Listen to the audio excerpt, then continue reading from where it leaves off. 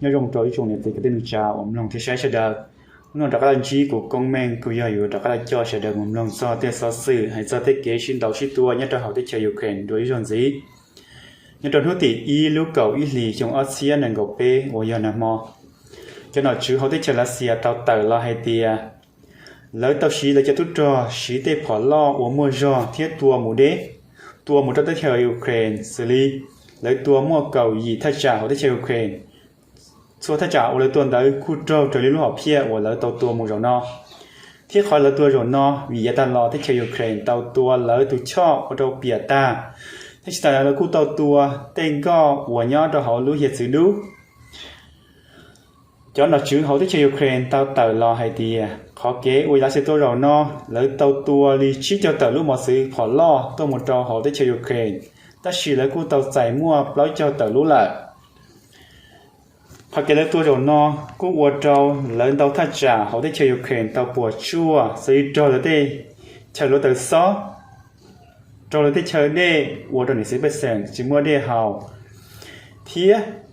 nhưng trong lúc nó chỉ là sẽ bị sẹn sẽ đợi khu tờ tua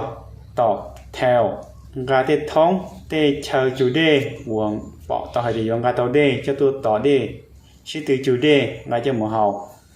cho nên sẽ biết rằng tao tờ là hay tia họ kế qua là sẽ tao tôi là rồi no ở trong lấy chỉ cần gạo ta chỉ xử lý cho si bèn lấy cú yếu tờ trả thiết tí cỡ thâu tê kế cho nhiều no thiết cái đun no một cỡ thâu. Тому що немає водички у нас, рашисти порозбивали у нас все. І вони цим радуються, що ми можемо постояти. Но вони не постоять, тому що ми їх будемо бити, а не вони нас. Họ liên tới khứ nào mó, cho chú khứ có tàu tờ là hay tia, giờ chúng mới đi trở lại xí giàu là xí bằng, lấy xí trở lại khó lấy mua, thiết lấy chỉ có chỉ xí thế đây là cho ăn số thứ tay, lấy xí thế thứ tay già, chứ lọ lỏng cho thứ tay, hoặc là do tao ruộng đó. Thiết chỉ mới ở đó chỉ từ, dù là thấy thì tao lấy ra cái khứ nào khứ hào, lý sự xuân nú. В нашому кафе немає води, проте ми замовили всю можливу воду, яка є тут поруч, перепідключили кавову машину, віддаємо в посуді take-away, працюємо активно на доставку, тому ми готові до будь-яких умов, ніщо нас не злякає. Như đi từ chuyến trò này cũng tao tới là hay tia, họ kéo là xe tao tua rồi no, cũng tao tua trò là tê chơi là tê xó, tua trò là tê đê hào, ở trong này chỉ biết sành, chỉ mua đê hào, chỉ mua là tê xó xí. Ta chỉ tê cái xin đầu xí tua, chỉ nhờ do xí tua lần đầu tê tu trò xứ,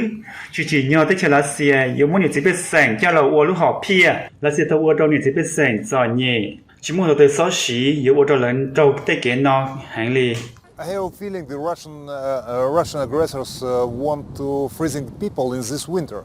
They they propose himself as war against military, but right now this war have directly impact in civil population. They want to make the people without